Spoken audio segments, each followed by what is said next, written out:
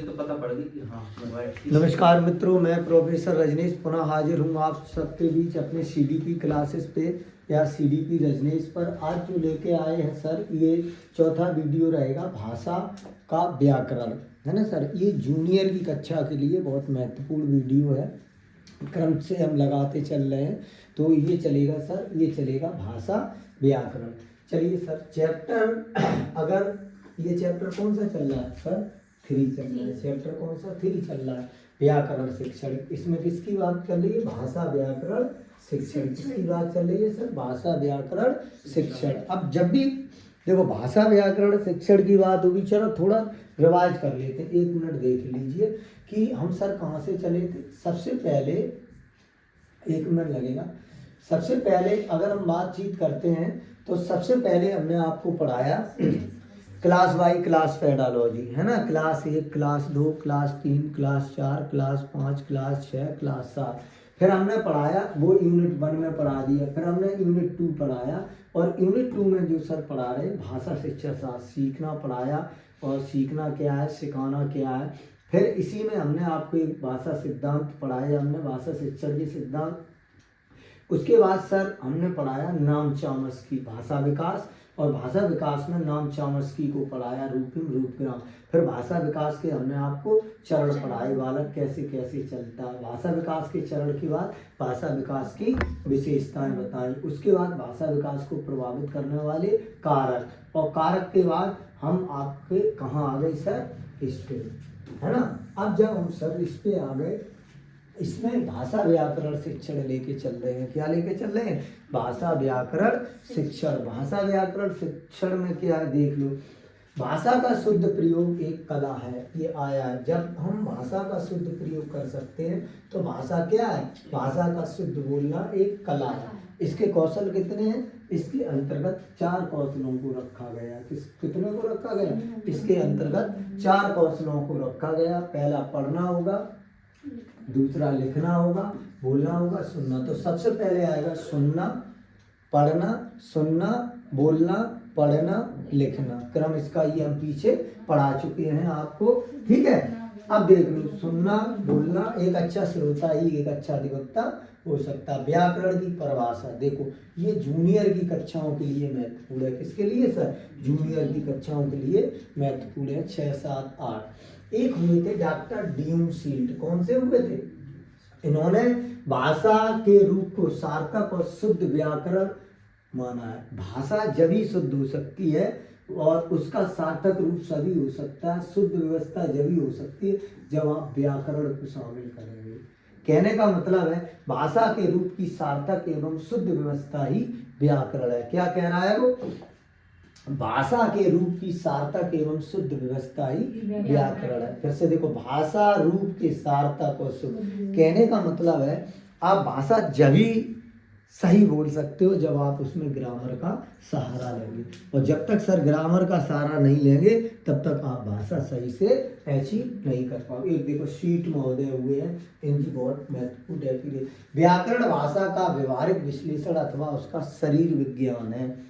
एक तरीके से शरीर का काम करता है। ग्रामर किसका काम करता है? शरीर का काम करता है, ठीक है। अब देख लो, भाषा अधिगम में व्याकरण की भूमिका। जो हमारा भाषा अधिगम है उसमें व्याकरण कैसे महत्वपूर्ण है। सिर्फ ये सर जूनियर कक्षाओं के लिए है। किसके लिए?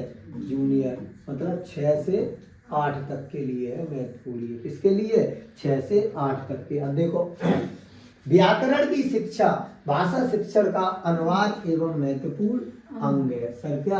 अनिवार्य एवं महत्वपूर्ण अंग है। व्याकरण की शिक्षा, जो हम व्याकरण की शिक्षा दे रहे हैं उसमें भाषा शिक्षण क्या है? भाषा शिक्षण की बात कर रहा है, अनिवार्य एवं महत्वपूर्ण अंग है। अर्थात व्याकरण भाषा का दिशा निर्देश करता है। तो आपको ध्यान रखना है, व्याकरण भाषा में क्या करता है? दिशा निर्देश करता है तथा उसे सरल से अपेक्षित लक्ष्य तक पहुंचाता है। कैसा? जो बालक जो भाषा में लय, स्वर, गेता, चाल, उतार चढ़ाव, कंठस्थ जो लाना चाहता है वो ग्रामर के माध्यम से लाया जा सकता है। भाषा किसका काम करता है? स्ट्रक्चर का, बॉडी का, है ना। स्वीट महोदय ने क्या बात की? स्ट्रक्चर का काम करता है, बॉडी का। अर्थात भाषा शिक्षण में अनिवार्य एवं महत्वपूर्ण अंग होता है व्याकरण। कैसा है ये सर? टोटल जूनियर के लिए है, ये आप लोग ध्यान रखेंगे, क्योंकि जूनियर कक्षाओं में ऐसे प्रश्न बनाता है और ऐसे प्रश्न हमारे जूनियर कक्षाओं में क्या चले जाते हैं? गलत चले जाते हैं। तो हम सोचने पर क्या हो जाते हैं सर? मजबूर हो जाते हैं। तो हमें क्या करना है? सोचना है, जानना। अब देख लीजिए सर, यहाँ व्याकरण नियमों का ज्ञान छात्रों के मौलिक वाक्य संरचना की योग्यता बढ़ाता है। तो किससे क्या होता है सर? जब हम ग्रामर के नियमों का सहारा लेते हैं, व्याकरण के नियमों का सहारा लेते हैं, तो मौलिक वाक्यों की, जो मौलिक वाक्य का मतलब है नए नए वाक्यों को हम डिजाइन कर पाते हैं। हमारी भाषा शैली बदल जाती है, भाषा का सिद्धांत बदल जाता है, भाषा बोली बदल जाती है ना, कहने का तरीका बदल जाता है। किसके द्वारा? जब हम ग्रामर या व्याकरण के शब्दों का या व्याकरण या ग्रामर के नियमों का प्रयोग कर लेते हैं ना। ये जूनियर के लिए सर। नेक्स्ट, भाषा की शुद्धता का आधार हेतु हम व्याकरण के नियमों को ज्ञान आवश्यक होना चाहिए। वो ये भी कह रहा है अगर भाषा में शुद्धता लानी है सर, तो ग्रामर व्याकरण को जानना अति महत्वपूर्ण है। अगर आपको ग्रामर नहीं आती है तो व्याकरण नियमों को आप नहीं जानते हैं, तो भाषा में शुद्धता, मधुरता या भाषा का लय नहीं ला पाएंगे। ये बात इसमें कह रहा है। भाषा शुद्ध लिखने और बोलने का कौशल किससे होता है सर? ये ग्रामर के द्वारा होता है, व्याकरण के द्वारा होता है। क्योंकि स्विफ्ट महोदय कहता है व्याकरण किसका काम करता है सर? व्याकरण किसका काम करता है सर? व्याकरण एक बॉडी का काम करता है। किसका काम करता है सर? एक बॉडी का काम करता है। अब देखिए, भावों की स्पष्टता भाषा पर निर्भर करती है। जो हमारे भाव हैं उनकी जो स्पष्टता है वो किस पर निर्भर करती है? ग्रामर पर। बोले तो भाषा पर।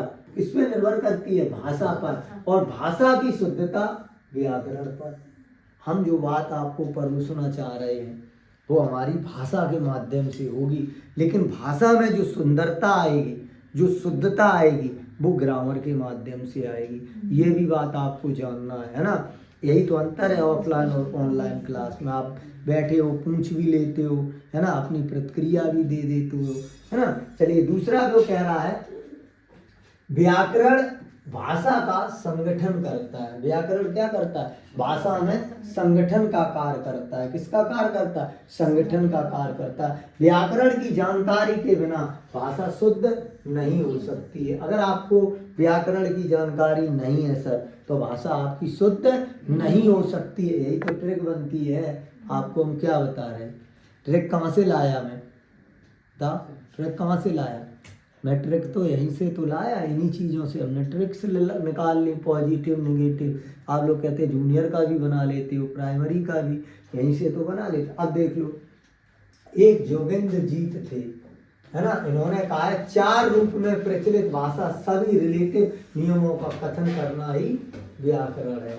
मतलब 4 रूपों में भाषा को, कई रूपों में, 4 रूपों में जब हम प्रस्तुत कर देते हैं, भाई हमारा क्या कहलाता है? कथन कहलाता है व्याकरण। व्याकरण के माध्यम से हम कई कई तरीके से भाषा को लिख सकते हैं, बोल सकते हैं, कह सकते हैं, अभिव्यक्ति गायब कर सकते हैं। बोलो, क्या दिक्कत है? यहाँ तक कोई दिक्कत बताओ। चलिए, अब अगर व्याकरण की बात की जाए, व्याकरण के प्रकार, तो यहाँ भी नाम चामस्की का ही सिद्धांत रहेगा। क्योंकि भाषा विकास की किसने बात की है? नाम चामस्की ने।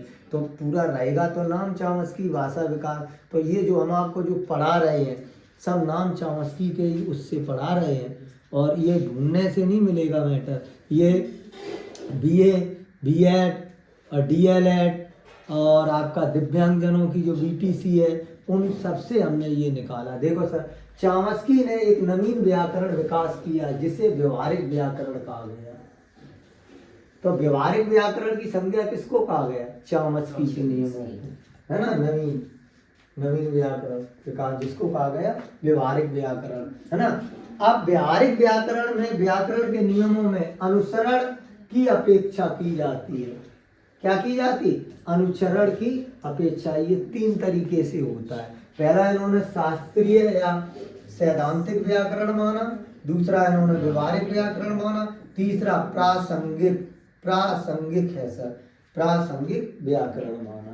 है ना, इस पे मिस्टेक हुई, ऐसे होगा प्रासंगिक। फिर भी बहुत सही बना, बहुत कम त्रुटियां हैं, एक त्रुटि मिली है। इसको क्या कहा गया? प्रासंगिक व्याकरण। क्या कहा गया? प्रासंगिक। प्रासंगिक हमें लगता है वहां सही है, प्रासंगिक नहीं होगा, प्रासंगिक ही होगा, प्रासंगिक ही होगा, प्रश्न के अनुकूल, है ना, सही है। प्रासंगिक प्रश्न के अनुकूल कह रहा है ना। तो 3 तरीका के। अब देखो व्याकरण शिक्षण की विधियां, यहाँ से आपको एक प्रश्न मिलेगा सीटेट में, ध्यान रखना भैया, ये हिंदी में भी काम आएगा सर, और ये संस्कृत में भी काम आएगा। किसमें काम आएगा? दोनों में, हिंदी और संस्कृत दोनों में काम आएगा सर। पहली है निगमन विधि का मतलब होता है नियम से उदाहरण की तरफ। आगमन विधि का मतलब है उदाहरण से नियम। एक है प्रत्यक्ष विधि और व्यवहारिक विधि, और है शिक्षण विधि। क्या हो गई? प्रत्यक्ष विधि, व्यवहारिक विधि और शिक्षण विधि। क्या क्या हो गई? प्रत्यक्ष विधि हो गई, व्यवहारिक विधि हो गई, है ना। ये हेलो जी है, चलने दो, अभी हम वीडियो बना रहे हैं।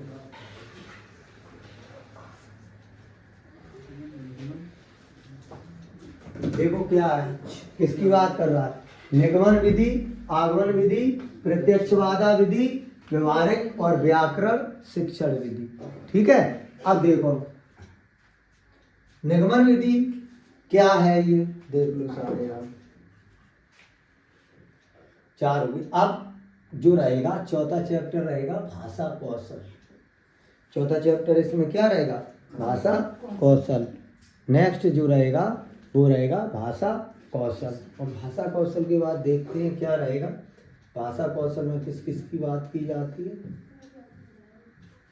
भाषा कौशल, चलो 2 चैप्टर ले लेते हैं इसमें। अब देख लो, छोटा है भाषा कौशल। अगर भाषा कौशल की बात की जाए, किसकी बात की जाए? भाषा कौशल की। तो देख लीजिए, जब भी भाषा कौशल की बात की जाए तो भाषा कौशल एक अभिव्यक्ति का साधन है। क्या है? जब हम अपनी बात दूसरों तक पहुंचा देते हैं या दूसरों की बात अपने तक पहुंचा लेते हैं, वो किसके अंतर्गत आएगा? भाषा कौशल के अंतर्गत आएगा। किसके अंतर्गत आएगा? भाषा कौशल के अंतर्गत आएगा। जब हम अपनी बात किसी को कह दें या उसकी बात हम जान लें, भाषा कौशल के। भाषा कौशल में सबसे पहले आएगा वाचन कौशल। क्या आएगा?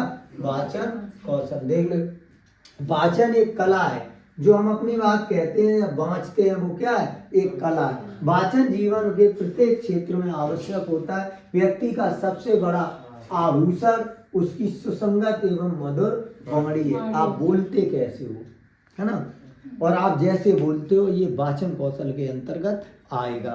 क्या, कब, कैसे, क्या, जो हम हमारा कम्युनिकेशन का तरीका होगा। तो पहला क्या हो गया? वाचन कौशल हो गया। दूसरा, यहाँ कैथरीन महोदय ने भी वाचन कौशल सीखने की एक जटिल प्रक्रिया माना है। कैथरीन महोदय ने इसका समर्थन, कैथरीन महोदय ने कहा था वाचन सीखने की वह जटिल प्रक्रिया है जिसमें सुनने के गतिबोधक माध्यमों के मानसिक पक्षों को रखा है। कैथरीन ने इनका समर्थन किया है और कैथरीन ने कहा वाचन सीखने की एक जटिल प्रक्रिया है। अगर हम वाचन करना सीख लेते हैं, है ना, तो जीवन में कहीं ना कहीं बहुत आगे चले जाते हैं। अब देखो नेक्स्ट है पढ़ने की कुशलता, पठन कौशल, जिसे क्या वाचन कौशल हो गया।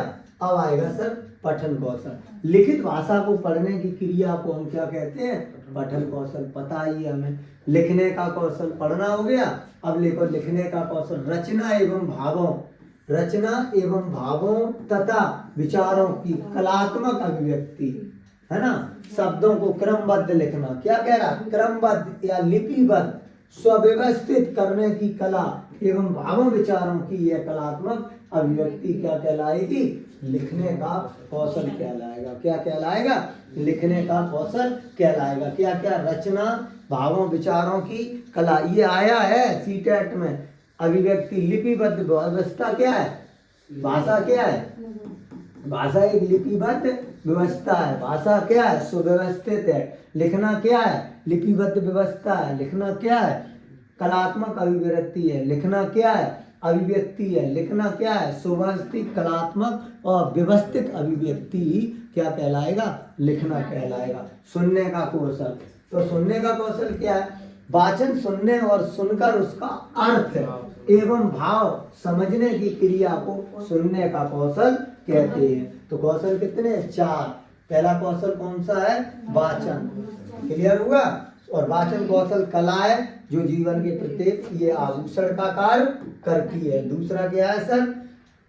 ये देख लो। तीसरा, वो तो ये कुछ नहीं है, ये होगा दूसरा, ये होगा तीसरा और ये होगा चौथा। 4 ही तो कौशल है। वो तो कैथरीन ने उनका समर्थन किया। दूसरा क्या है? पढ़ने में कुशलता, पढ़ना। तो पढ़ना क्या है? पठन कौशल है।